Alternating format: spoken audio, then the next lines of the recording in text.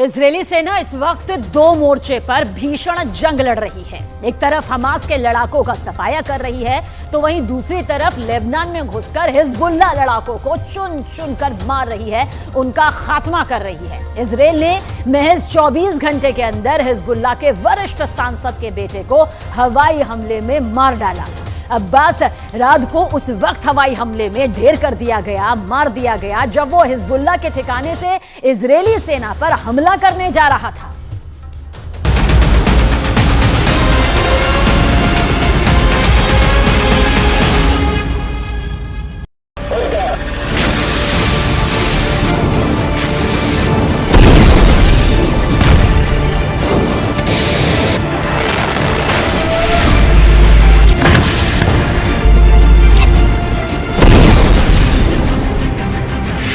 खून से लथपथ हिजबुल्लाह इजराइल ने घुसकर मारा।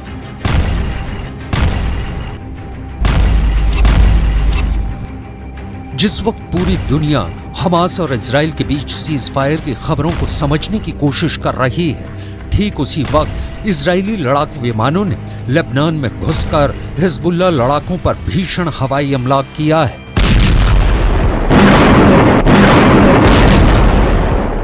20 से 25 लड़ाकू विमानों ने हिजबुल्लाह के उन ठिकानों पर सटीक हमला किया है जहां से पिछले 24 घंटे में उत्तरी इजराइल पर हमले हो रहे थे। 1.5 महीने से ज्यादा की जंग में भले ही गाजा पट्टी को इजरायली सेना ने रौंद दिया हो, लेकिन हमास का मरते दम तक साथ देने की कसम खाने वाले हिजबुल्लाह ने हूथी विद्रोहियों के साथ मिलकर इजराइल को तबाह करने का ऐलान कर दिया है। लेकिन वहीं दूसरी तरफ इजराइल की स्पेशल फोर्स और घातक हवाई लड़ाकों ने लेबनान बॉर्डर पर हिजबुल्लाह की रीढ़ तोड़ना शुरू कर दी है। अब आप ये जान लीजिए कि पिछले 24 घंटे में इजरायली वायुसेना ने हिजबुल्लाह लड़ाकों को कितना नुकसान पहुंचाया है।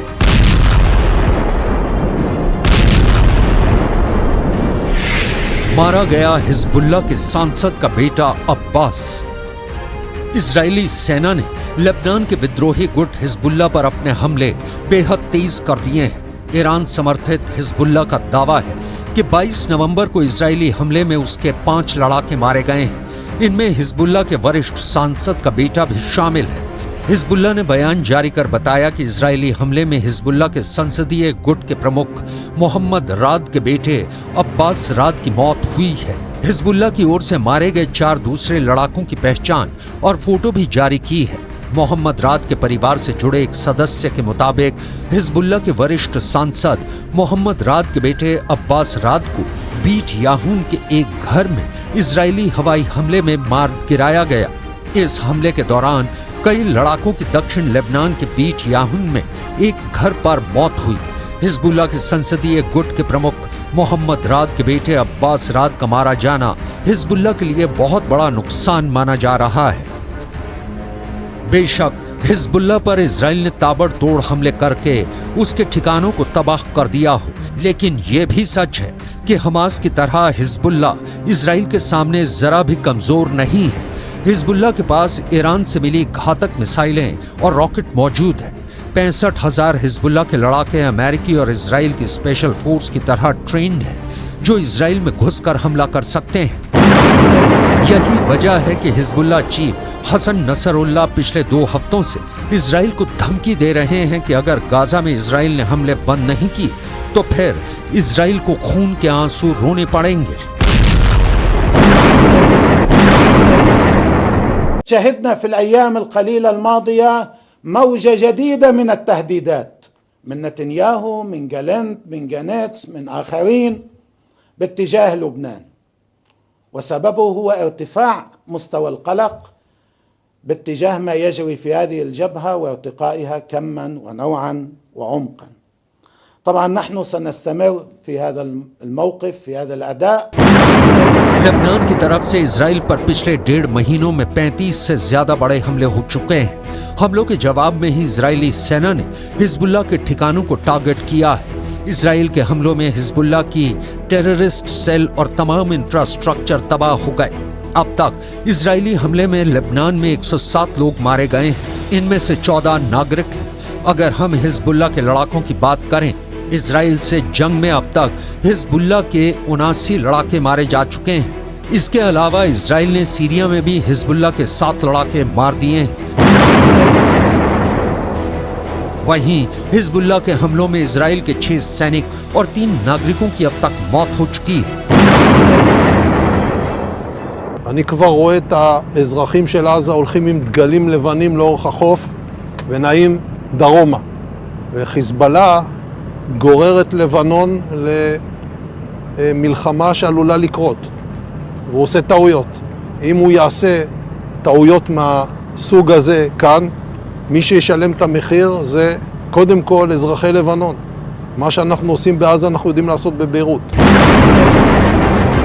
वहीं दूसरी तरफ पिछले 18 घंटे में इजरायली वायुसेना ने गाजा पट्टी से लेकर लेबनान बॉर्डर तक हमास और हिजबुल्लाह के लड़ाकों की लाशें बिछा दी हैं। महज 1 घंटे के अंदर इजराइल ने हमास के 100 लड़ाकों को भयानक धमाकों से उड़ा दिया है।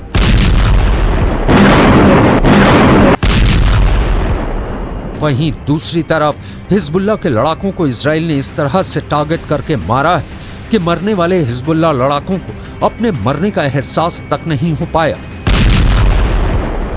इजराइल की आईडीएफ ने जोरदार धमाकों से हमास और हिजबुल्लाह लड़ाकों के चीथड़े उड़ा दिए हैं। हिजबुल्लाह के पास ऐसे रॉकेट हैं जो इजराइल के किसी भी हिस्से को टारगेट कर सकते हैं। इसका अपना एक सशस्त्र विंग है जिसमें 1 लाख से ज्यादा लड़ाके बताए जाते हैं। इसके अलावा हिजबुल्लाह के पास 1.5 लाख मिसाइल होने का दावा किया जाता है। हिजबुल्लाह लेबनान की सेना से भी ज्यादा ताकतवर है। इसके पास बैलिस्टिक मिसाइलें हैं। हिजबुल्लाह हमास से ज्यादा संगठित और ताकतवर है। हिजबुल्लाह के पास इजराइल से लड़ने का खूब तजुर्बा भी है। उसके पास सबसे घातक आत्मघाती दस्ते हैं। गुरिल्ला युद्ध में इसके लड़ाके माहिर बताए जाते हैं। लेबनान, ईरान और सीरिया, ये 3 देश तो इजराइल से खूनी बदला लेने पर उतारू हो चुके हैं। हिजबुल्लाह के साथ साथ हुती विद्रोही भी इजरायली सेना पर हमला करने लगे हैं। अब खबर आ रही है कि कई मुस्लिम देशों ने कहा है कि अगर इजराइल ने सीज फायर के दौरान भी हमले जारी रखे तो फिर दुनिया इजराइल की तबाही और बर्बादी की तस्वीरें देखेंगी। फिर ना तो इजराइल को अमेरिका बचा पाएगा और ना ही ब्रिटेन और जर्मनी।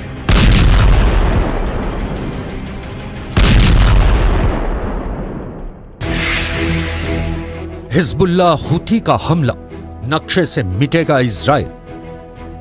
इधर ईरान इस्लाम के नाम पर मुस्लिम मुल्कों को इजराइल के खिलाफ युद्ध करने के लिए भड़का रहा है, लेकिन 62 साल के ईरान के राष्ट्रपति सैयद इब्राहिम रईसी ने तो साफ कह दिया है कि हमें ऊपर वाले के नाम पर इजराइल के क्रूर हमलों के खिलाफ एकजुट होना होगा और इजराइल के भीषण हमलों का जवाब देना होगा। ملت‌های مسلمان این را مایه ننگ خود می‌دانند که در زمانی که خون برادرانشان در غزه بر زمین می‌ریزد، دولت‌ها برای منافع اقتصادی سوخت ماشین جنگی اسرائیل را تأمین کنند.